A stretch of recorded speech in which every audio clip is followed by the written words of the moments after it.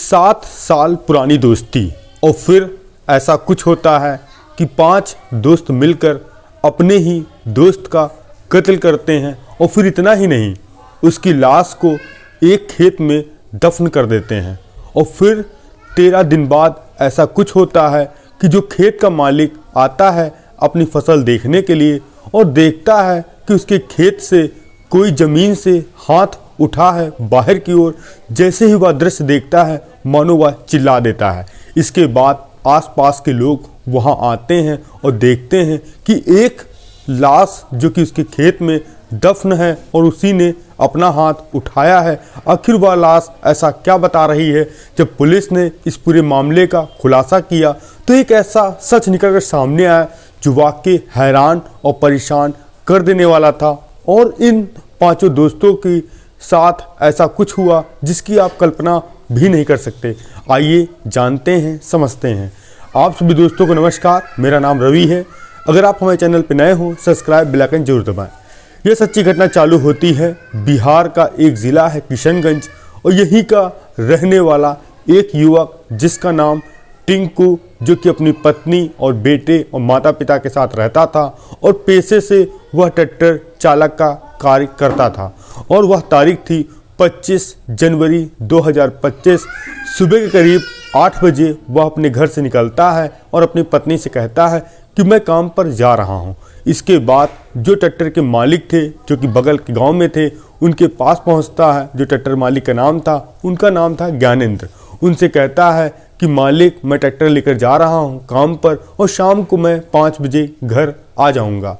और फिर टिंकू ट्रैक्टर निकालता है और फिर उसके बाद चल देता है ट्रैक्टर लेके।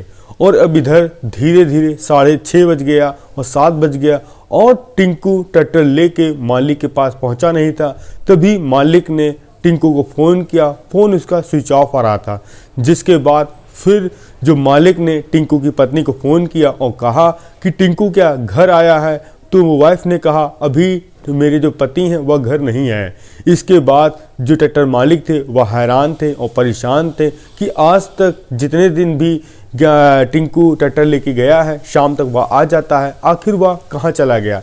इसके होने के बाद ही कुछ घंटे और बीतते हैं, रात के 9 बजते हैं। जो मालिक था वह भी हैरान और परेशान होता है और फिर वह रात में सो जाता है। दूसरे दिन यानी 26 जनवरी 2025 को पहुंचता है पास के थाने में, एक मिसिंग रिपोर्ट दर्ज कराता है और कहता है साहब, जो मेरे वहां ड्राइवर है टिंकू, वह खुद तो गायब है और मेरा ट्रैक्टर भी लेकर नहीं आया है। और देखिए, जांच पड़ताल करिए, आखिर कहीं चला तो नहीं गया है। अब पुलिस वाले ज़्यादा इस केस को गंभीरता से लेते नहीं हैं, वह इधर उधर बस ढूंढते हैं मगर कोई उसका कुछ सूचना नहीं प्राप्त होती है। अब धीरे धीरे यह बात धीरे धीरे बढ़ती है और फिर देखते देखते 13 दिन बीत जाते हैं। और फिर एक दिन जो तारीख आती है वह तारीख थी 7 फरवरी और जो थाना था बीबीगंज और उसी के पास एक इलाका था नया टोला। वहाँ पर एक किसान अपने खेत की तरफ निकलता है और जैसे ही वह अपने खेत में पहुँचता है देखता है कि एक हाथ जो कि ज़मीन से ऊपर उठा है और जैसे ही वह पास पहुँचता है जहाँ देखता है कि इसके नीचे तो एक लाश है। वैसे ही वह चिल्ला देता है। आसपास के लोग वहां आते हैं, इकट्ठा होते हैं और फिर यह बात पुलिस को बताई जाती है। पुलिस भी मौका वारदात पे पहुंचती है और जब उस डेड बॉडी को निकाली जाती है तो क्योंकि उसकी पहचान करना मुश्किल था, ऐसा लग रहा था कि इस शख्स का कत्ल 5 से 6 दिन पहले हुआ है, इसीलिए उसकी डेड बॉडी पहचान में नहीं आ रही। अब पुलिस की टीम उस लाश को पोस्टमार्टम के लिए भिजवाती है और इधर जो डॉग स्पॉट भी आती है और इसके साथ साथ अब पता लगाने की कोशिश की जाती है यह डेड बॉडी किसकी है और यह व्यक्ति कहाँ का रहने वाला है। और दूसरा सबसे बड़ा सवाल यह था कि आखिर इनके कातिल कौन है। अब पुलिस आसपास के जो थाने थे वहां संपर्क से आती है और पता लगाने की कोशिश करती है ऐसा कोई व्यक्ति हो जो 1 हफ्ते या 2 महीने से या 1 महीने से कोई घर से लापता हो, जिसकी मिसिंग रिपोर्ट दर्ज हुई हो। आखिर उससे पता किया जा सकता है कहीं उनका बेटा या उनका पति, उनका भाई तो नहीं है। तभी पता चलता है कि एक जो कंप्लेन लिखी गई थी वह किशनगंज का ही ज़िले के पास एक थाना है जिसमें 26 जनवरी 2025 को एक टिंकू नाम का शख्स जो कि पेशे से ड्राइवर था और उसके मालिक ने मिसिंग रिपोर्ट दर्ज कराई थी। अब फौरन ही पुलिस उस नंबर पर फ़ोन करती है जिसने एफआईआर दर्ज कराई थी। अब जब उसके टिंकू के घर वाले पहुंचते हैं थाने में और जो उस लाश से कपड़े बरामद हुए थे, जो पत्नी देखती है मानो वह चिल्लाने लगती, कहती है साहब यही मेरे पति ने कपड़े पहने थे आखिरी बार, जो कि कपड़े वह उसी के हैं। अब सबसे बड़ा सस्पेक्ट यह था कि आखिर इसके कातिल कौन है और इसका कत्ल क्यों हुआ। पहले तो पुलिस वाले टिंकू की पत्नी से पूछताछ करते हैं कि ऐसा तो नहीं किसी का टिंकू से विवाद हो, आखिर कोई हो तो बताओ। तो वह पत्नी कहती है कि मेरे पति का किसी से कोई विवाद नहीं था। अब पुलिस के लिए सबसे बड़ा सस्पेक्ट यह था कि आखिर टिंकू के साथ जो टट्टर था वह कहाँ है। अब पुलिस अपने जो खोजी कुत्ते थे उनको लगाती है, इसके साथ साथ और जो मुखबिर थे उनको भी अलर्ट करती है। अब कुछ घंटों बाद ही पता चलता है नया टोला में ही एक घर में एक ट्रैक्टर खड़ा है, जो उस घर का मालिक है उसका नाम बंसी है।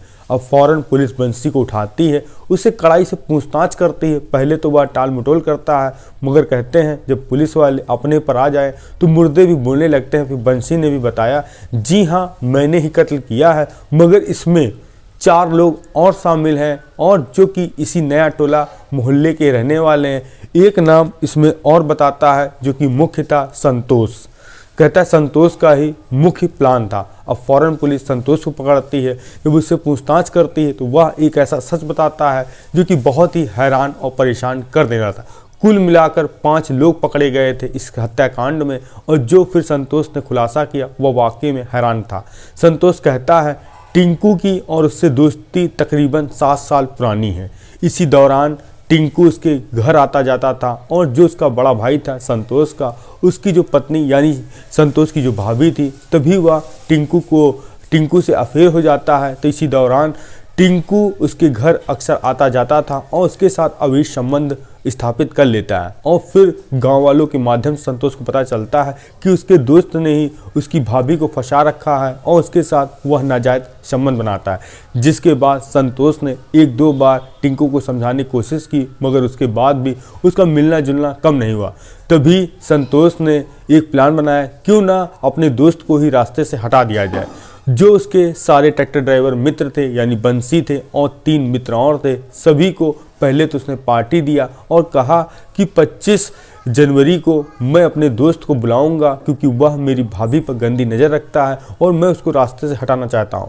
जिसमें बंसी को उसने कुछ पैसे दिए और कुछ चीज़ें मंगाई जो कि खाने पीने की। इसके बाद इन्होंने पार्टी की और सुबह के करीब 10 बजे संतोष ने टिंकू को फ़ोन किया कि एक यहाँ नया टोला के पास एक बालू खुदान हो रही है और तुम्हारे ट्रैक्टर की ज़रूरत है और तुमको कुछ पैसे मिल जाएंगे।